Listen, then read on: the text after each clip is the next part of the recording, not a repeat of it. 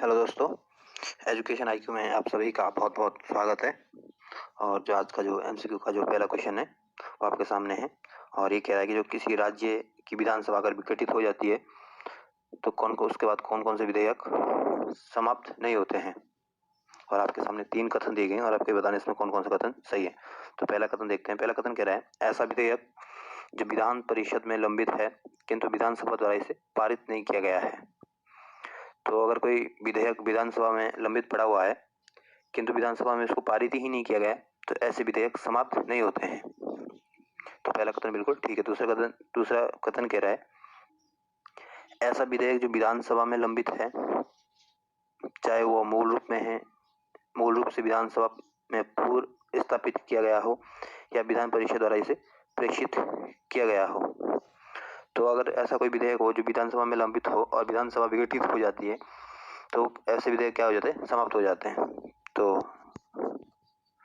दूसरा कथन गलत है, क्योंकि इसमें जो विधानसभा में जो विधेयक लंबित पड़े हुए हैं और विधेयक अगर मतलब विधानसभा विघटित हो जाती है तो जितने विधेयक होते हैं वो भी समाप्त हो जाते हैं। तीसरा कथन कह रहा है, ऐसा विधेयक जिसे विधायिका द्वारा पारित किया गया है किंतु राज्यपाल या राष्ट्रपति की स्वीकृति के लिए लंबित है। तो तीसरा कथन भी बिल्कुल ठीक है। ये कह रहा है कि ऐसा कोई विधेयक जिसे विधानसभा या विधान परिषद द्वारा पारित किया गया या लोकसभा या राष्ट्रपति द्वारा पारित किया गया, उसके बाद उसको राज्यपाल या राष्ट्रपति की स्वीकृति के लिए रखा गया है, उसके लिए लंबित है, तो ऐसे विधेयक भी समाप्त नहीं होते हैं। क्योंकि अब उनसे उन्होंने तो पारित कर दिया, अब ये शक्ति राष्ट्रपति और राज्यपाल के ऊपर के पास रहती है कि विधेयक को समाप्त करेंगे या इसको स्वीकृति देंगे। तो इस वजह से तीसरा कथन ठीक है, दूसरा गलत है। और आपको ये बताना है कि इसमें कौन कौन से विधेयक समाप्त नहीं होते। तो पहला और तीसरा समाप्त नहीं होता, क्योंकि दूसरा तो समाप्त हो जाता है। तो उस हिसाब से आपका सी आपका सही आंसर है। और जो विधानसभा होती है इसका विघटन किया जाता है और ये अस्थायी सदन होता है, जबकि विधान परिषद स्थायी सदन होता है और विधानसभा अस्थायी सदन होता है। और कोई विधेयक विधानसभा में से पारित है और विधान परिषद में लंबित है तो ऐसे विधेयक भी समाप्त हो जाते हैं। और कोई विधेयक विधान परिषद में पारित किया गया और राष्ट्रपति के पुनर्विचार ने लौटा दिया है तो ऐसे विधेयक समाप्त नहीं होते हैं। तो ध्यान रखना। नेक्स्ट क्वेश्चन आपके राज्यसभा के उपाध्यक्षों की तालिका के संदर्भ में पूछा गया और आपके सामने 2 कथन दिए गए और आपको बताना कौन कौन से कथन सही है। पहला कथन देखते हैं। पहला कथन कह रहा है कि उपराष्ट्रपति सदन के सदस्यों के मध्य से उपाध्यक्षों की एक तालिका को नाम निर्दिष्ट करता है। तो पहला कथन बिल्कुल ठीक है। जो राज्यसभा का जो सभापति होता है उपराष्ट्रपति होता है आपके, और उपराष्ट्रपति सदन के सदस्यों के में से उपाध्यक्षों की एक तालिका सूची देता है। तो पहला कथन बिल्कुल ठीक है। दूसरा कथन कह रहा है, सभापति या उपसभापति का पद रिक्त होने पर उपाध्यक्ष के पैनल का सदस्य सदन को अध्यक्षता करता है। तो दूसरा कथन गलत है, क्योंकि पैनल का सदस्य राज्य की कार्यवाही का संचालन नहीं कर सकता है। तो इस वजह से दूसरा कथन क्या हो जाता है, गलत हो जाता है, बल्कि शीघ्र ही इनका चुनाव किया जाता है और इनका चुनाव होता है, इसकी नियुक्ति राष्ट्रपति जी करते हैं। तो पहला कथन ठीक है, दूसरा गलत है। तो इस वजह से ए आपका सही आंसर है। नेक्स्ट क्वेश्चन है,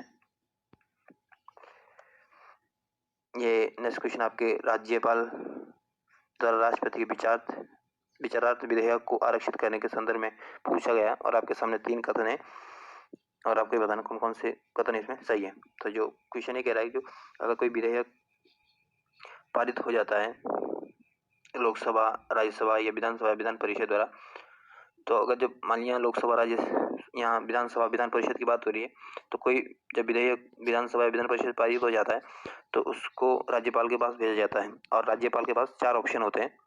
वो तो राज्यपाल या तो उसको स्वीकार कर लेता है, अगर स्वीकार कर लेता है उसको तो वो विधेयक से कानून बन जाता है। अगर उसको वो रोक भी सकता है वहीं पे, अगर कानून को रोक देता है, अस्वीकृत कर देता है तो कानून वहीं समाप्त हो जाता है और वो पुनः भी लौटा सकता है, पुनः विचार विमर्श के लिए भी लौटा सकता है।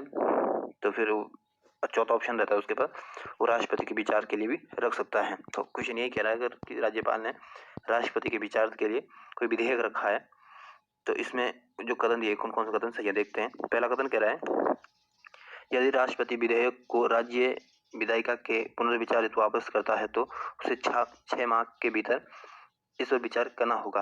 अगर कोई विधेयक, तो पहला कथन बिल्कुल ठीक है, ये कह रहा है कि यदि कोई विधेयक राष्ट्रपति के विचार के लिए रखा, लेकिन राष्ट्रपति ने दोबारा उनको पुनर्विचार के लिए उसको भेज दिया, राष्ट्रपति ने बोला कि इस पर दोबारा विचार करें, तो इसमें 6 महीने के अंदर अंदर विधानसभा को, विधान परिषद को इसमें विचार करना होता है।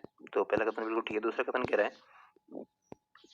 यदि राज्य विधायिका द्वारा विधेयक को संशोधित के साथ या बिना संशोधन के पुनः पारित किया जाता है और राष्ट्रपति के समक्ष प्रस्तुत किया जाता है तो यह विधेयक को स्वीकृति प्रदान करने के लिए बाध्य होता है। तो दूसरा कथन बिल्कुल गलत है। ये कह रहा है कि अगर राष्ट्रपति ने पुनर्विचार के लिए लौटा दिया गया है, जिसमें 6 महीने के अंदर अंदर चर्चा होनी जरूरी हो जाती है, और उसके बाद जब राज्य विधानसभा या विधान परिषद राष्ट्रपति के पास जब वापस जाता है ये विधेयक, तो वो विधेयक चाहे उसमें संशोधन किया हो या नहीं करा हो, जिस तरह से भी दिया हो, तो कह रहा है कि राष्ट्रपति इस विधेयक को स्वीकृति प्रदान करने के लिए बाध्य है। तो ये कथन इस वजह से गलत होता है, राष्ट्रपति इसमें भी बाध्यकारी नहीं होता है। हालांकि अगर राज्यपाल के पास ये होता है, राज्यपाल अगर पुनर्विचार के लिए लौटाता है और उसके बाद विधानसभा विधान परिषद द्वारा वापस भेजा जाता है राज्यपाल के पास, तो राज्यपाल वहाँ बाध्यकारी होता है, लेकिन राष्ट्रपति यहाँ बाध्यकारी नहीं होता है। तो इस वजह से दूसरा कथन क्या हो जाता है, गलत हो जाता है। तीसरा कथन देखते हैं। तीसरा कथन कह रहा है, राज्यपाल द्वारा उस विधेयक को राष्ट्रपति के विचार हेतु आरक्षित करना अनिवार्य है जो राज्य के उच्च न्यायालयों की स्थिति को खतरे में डालता हो। तो तीसरा कथन बिल्कुल ठीक है। अगर कोई ऐसा विधेयक हो जिससे ये लगा कि उच्च न्यायालय की स्थिति तो खतरा में है, तो ऐसे विधेयक को राज्यपाल राष्ट्रपति के विचार के लिए आरक्षित करना अनिवार्य हो जाता है। तो तीसरा कथन भी ठीक है। तो तीसरा कथन सही है, दूसरा गलत है। तो उस हिसाब से आपका बी आपका सही आंसर होना चाहिए। नेक्स्ट क्वेश्चन है, संविधान के तहत पंचायतों के विघटन के संदर्भ में पूछा गया और आपके सामने 2 कथन दिए गए और आपको ये बताना कौन कौन सा कथन इसमें सही है। पहला कथन देखते हैं, भारत के संविधान में पंचायतों के विघटन के आधार को विनिर्दिष्ट नहीं किया गया है। तो ये पहला कथन बिल्कुल ठीक है, क्योंकि जो भारत में पंचायतों का जो विघटन होता है किस आधार पर होगा, इसमें कहीं इसका उल्लेख नहीं किया गया, इसमें कहीं जिक्र नहीं किया है। तो पहला कथन बिल्कुल सही है। दूसरा कथन कह रहा है, किसी पंचायत की अवधि की समाप्ति से पूर्व उस पंचायत के विघटन पर गठित की गई नई पंचायत उस अवधि के केवल शेष भाग के लिए ही कार्य होगी। तो दूसरा कथन भी बिल्कुल ठीक है। ये कह रहा है कि अगर कोई पंचायत किसी कारणवश से समय से पहले अगर समाप्त हो जाती है, तो जो उसका जो शेष कार्य बचा है उस शेष कार्य के लिए ही जो नई पंचायत बनेगी, नई पंचायत का जो चुनाव होगा शेष समय के लिए होगा, ना कि पूरे 5 साल के लिए। और अगर 6 महीने से कम हो रहा हो टाइम, तो फिर चुनाव कराने की कोई इसमें आवश्यकता नहीं होती है। अगर 6 महीने से अधिक टाइम बचा हुआ है, मान लीजिए कोई पंचायत 3 साल में ही विघटित हो जाती है, तो जब उसका नया चुनाव होगा तो केवल 2 साल के लिए ही कार्य कर सकती है, क्योंकि 5 साल का टर्म होता है और ऐसा नहीं है कि पूरी 5 साल के लिए होगी। तो जो शेष समय बचा उसके लिए वो कार्य कर सकती है, शेष अवधि के लिए वो पद पर बनी रह सकती है। इस वजह से दूसरा कथन क्या हो जाता है, सही हो जाता है। तो पहला दूसरा दोनों कथन सही है, तो सी आपका सही आंसर है। नेक्स्ट क्वेश्चन है, ये संविधान के में राज्यपाल के रूप में किसी व्यक्ति की नियुक्ति हेतु कौन कौन सी योग्यताएं निर्धारित हो। ये कह रहा है कि अगर भारत में राज्यपाल की जो राज्य में जो राज्यपाल होता है उसकी क्या क्या योग्यताएं होनी चाहिए। तो पहला कथन देखते हैं। ये कह रहा है वो भारत का नागरिक होना चाहिए। तो पहला कथन बिल्कुल ठीक है। और किसी को व्यक्ति को अगर राज्यपाल बनना है तो उसको सबसे पहले भारत का नागरिक होना चाहिए, वो उस राज्य से संबंधित नहीं होना चाहिए जहाँ से उसे नियुक्त किया गया है। तो दूसरा कथन बिल्कुल गलत है। हालांकि ऐसी परंपरा बन गई है कि जिस राज्य का जो राज्यपाल होता है वो उस राज्य से नहीं होता है, लेकिन ऐसा कहीं भी संविधान में इसका उल्लेख नहीं है या ये इसकी योग्यता नहीं है। तो ये एक परंपरा बनी हुई है। तो दूसरा कथन इसमें गलत है। तीसरा कथन कह रहा है वो 35 वर्ष की आयु पूर्ण कर चुका हो। तो तीसरा कथन बिल्कुल ठीक है। अगर राष्ट्रपति या राज्यपाल बनना है तो उसके लिए कम से कम 35 वर्ष एज होना जरूरी है। तो पहला तीसरा कथन सही है, दूसरा गलत है। इसी हिसाब से भी आपका सही आंसर है।